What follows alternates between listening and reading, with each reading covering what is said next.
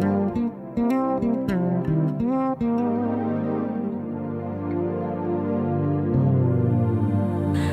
guys, my name is Tanesha, author of Tanesha's Chronicles, my blog where I talk about mental health and different topics, and it's basically my journey through healing, and I've decided to bring that to YouTube in the hopes that I can inspire way more people than before. So as you can tell from the title, this video is about comfort zones and basically my take on comfort zones. So when you think about comfort zones, you think somewhere where you feel comfortable, an environment or a feeling where you feel like, yeah, I can do this, I can be here with ease, without anxiety, just you feel comfortable in it. That's why it's called a comfort zone. However, like, on one hand it may sound great being there, staying there forever, but don't you ever just sit there and think, why is my life so stagnant? Why is nothing going good for me? Why am I just not progressing? And the thing about that is, when you confine yourself into one zone, it's a thing where you're not going to move forward in life. You're not going to be able to heal from anything you've experienced before. You're going to be trapped within yourself without being able to experience the outside world, without being able to experience new things, without meeting new people, creating new memories, just feeling a new type of you. Like, you're not gonna get anywhere just sitting in your comfort zone, because at the end of the day, comfort zones are not comforting. They're actually quite toxic, and I've learned this through life, through different experiences. So like, as I said, I've been dealing with mental health, and for a couple of years now I've been going to get help, but then every time I get help, I bounce back to where I was before. And it got to the point where I was like, okay, there's no point in getting help anymore, I may as well just chill where I am. Like, I grew to accept what it was, and in a way I became comfortable. Even though I was depressed and anxious, it was still what I was used to. So even if someone was like, oh yeah, you need help, or even if someone was like, you're going to be happy, or be like, what's happiness? Happiness just seems like a foreign concept at times. So it's like, so by staying in that area, I just thought, yeah, I'm never gonna heal, there's no point in being happy, because even if I get that little glimpse of happiness, I'm just gonna go back to what I used to be. So I was like, there's no point anymore. But then something just pricked in my brain, like, I can't stay like this forever. It's not healthy. There's no way I can just be a broken mess and feel like this is comfortable, because this is not comfortable at all.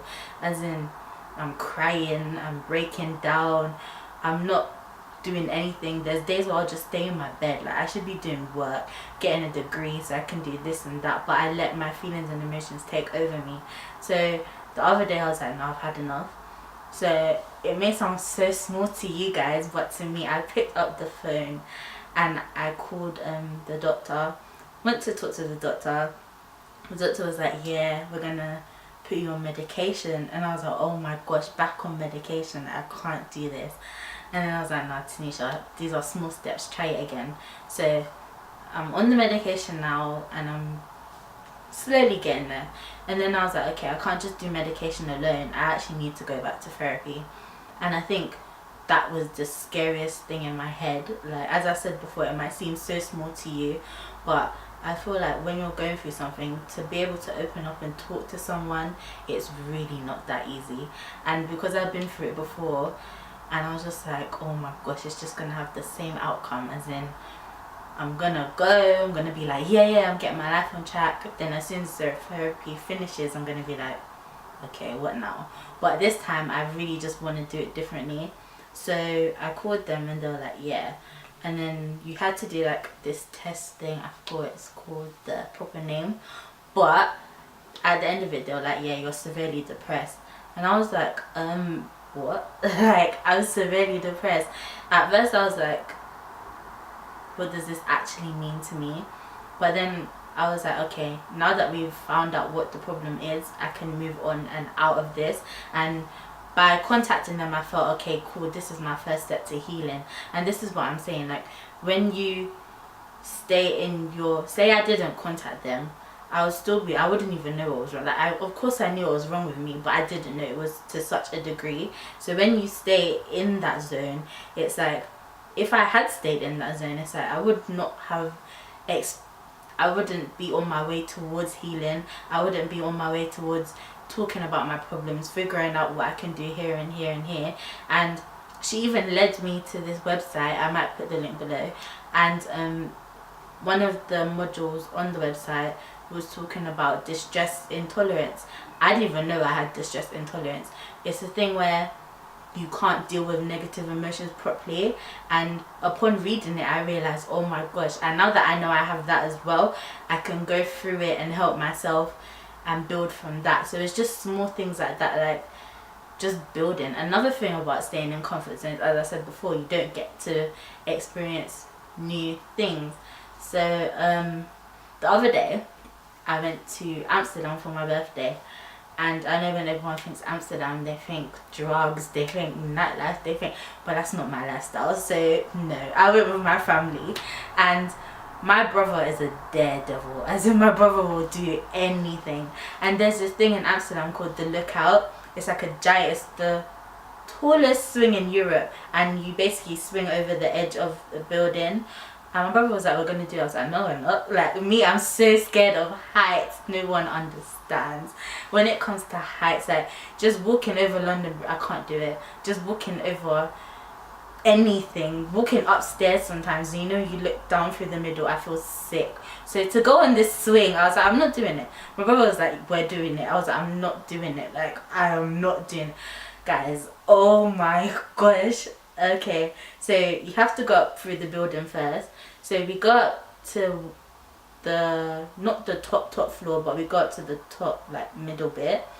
And I looked through the window, and this isn't even the top, and I looked through the window and I was like, we're going back down. Like, I'm not going on this, we're going. My brother was like, I already paid the money. I in my head I'm thinking, I don't care, as in we're going back down.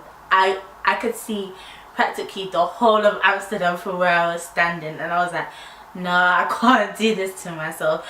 So we had to go up the stairs again. So where we were, you were literally, it's like a, you know those rooftop gardens, it's basically like that. So we were there, and I was like, this is actually it. Like, I am here now on top of a building, about to swing off the edge of a building. So we're leading up to it, we're taking pictures, I'm calming down, I'm thinking, okay, this ain't that bad, like, I'm looking over and I'm not feeling scared, so I'm thinking, wow, this is good. So now we're going onto the swing, we're getting strapped in, my heart is racing, I'm thinking, oh my gosh, as in they lift the swing up and you're literally going over. I was like, I can't do this to myself, but I was already in the swing, so I wasn't going anywhere. So the swing started swinging, and I'm thinking, thank God my brother is right next to me. And it's not going that fast, but the fact your legs are dangling and there's water below you, there's buildings, and you're thinking, if I dropped, I would actually die if I dropped from where I was. But when I got off that swing, I felt so proud of myself. It was like a different emotion in me, as in, I wouldn't say I've conquered my fear, but I definitely overcame something, because going on that swing when I didn't even want to, as in I could have just sat back and said nah, because my brother couldn't force me. It's not like he could pick me up and put me on the swing, even though he probably would have, but he couldn't. So it's like, the fact that I was able to even take myself out of fear and anxiety and thoughts of what if this happens. You know, when you're just sitting down sometimes, you're thinking situations that probably won't even happen. So I was like, I had to break free from that and to be able to tell people, oh yeah, I went on the tallest swing in Europe. Like, experiences like that, those are things you can never forget. Those are things you can tell your grandchildren. I was so proud of myself, and I took that as like a learning curve, as in, okay, forget heights for a second. There's so many things that we fear in life, whether that be starting new jobs, making new friends. Even in my accommodation, I haven't been able to talk to my flatmates as much as I wanted to, because I just get so anxious. But I'm trying to break free of that as well. And it's like, when we push aside our fears and we just step forward, I'm telling you, the feeling that you'll feel inside is completely different. Even just sitting here right now doing this video, my heart is racing. But where I want to be in life, a mental health advocate, I knew I had to take some sort of step, and YouTube may just be the first step. So I was like, cool, let me just at least try and make the video and overcome my fear of talking, public speaking, whatever it may be, having my face out there. I just want to move forward, and I want people to be able to move forward too, because the thing about comfort zones, as I said, they're toxic. So moving on, there's some things I was supposed to mention earlier, so I'll just mention them now. When I talk about comfort zones, let me first describe my comfort zone. So my comfort zone, when I'm feeling anxious or nervous or anything negative, to be honest, I retract myself and I isolate myself. I won't reply to messages, I won't leave my room. I'll literally just sit in my room by myself. Like, I'll block out the entire world, and you can actually imagine the adverse effects that has on someone. Instead of, to be honest, as I said, it's not comfortable, it's toxic, because I'm not getting help, I'm not reaching out to people. People don't even know what's wrong with me. Like, I'm dwelling in my own thoughts, in my own misery. I'm overthinking. There's no one to help me. Like, no, Tanesha, you need to snap out of it. I can't even snap out of it myself because it's so overwhelming. It's so dark. It's like, oh my gosh. But at the same time, it feels comfortable because, as I said, that's what I'm used to. That's what I know in my head. That's what in a way protects me, because I feel like if I step out of that isolated world, things are going to come at me left, right and center. I do this thing where I take past experiences, things people have done to me or experiences I've been through, and I place that in my present life now. So I'll be like, okay, this has happened here, so I'm not going to do X, Y and Z. Instead, I'm going to stay here instead of going out and experiencing that same pain or distress I've experienced before. And that again, that prevents me from stepping out again, that prevents me from the healing I'm supposed to feel, that prevents me from even just getting on with life. Forget healing, just getting on with my life.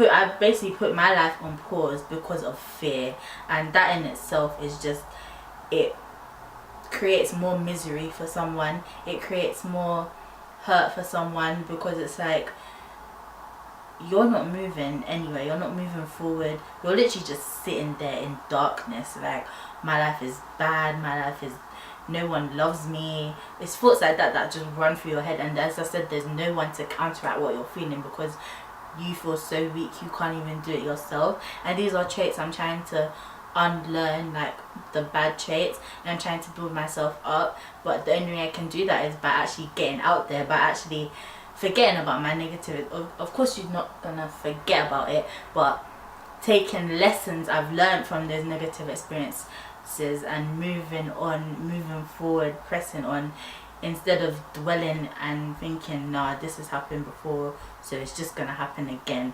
And I don't know, like, it really scares me, but I have to think about how I feel like when I actually do move out. Because one thing about me, I hate being left out of things. Like, you know the ones there when you're on Snap and you're scrolling through and you're seeing your friends at Mo's and you're thinking, oh, where was my invite? More time, I have been invited, you know, but I've said no because I've been like, nah, I'm too scared. What if I go out? What if this happens? What if... just things like that. Like, I'm preventing my own happiness by staying in what I feel comfortable because I'm too scared to just go eat with friends because someone might look at me a certain way, or I might have a falling out with someone, or someone might judge me for something. Things like that. Like, it's just mad. Sometimes I feel your own thought process can be your own worst enemy. Like, you yourself are your worst enemy. At the end of the day, your progress is up to you. The ball is in your court. If you want to move, you're going to have to wake up and make the conscious decision to say, yeah, it's time for me to step out of my comfort zone, because no one else is going to do it. People can tell you again and again and again, you need to do this, you need to do that, you need to go here, you need to just get up. You can be like, yeah, yeah, yeah, yeah.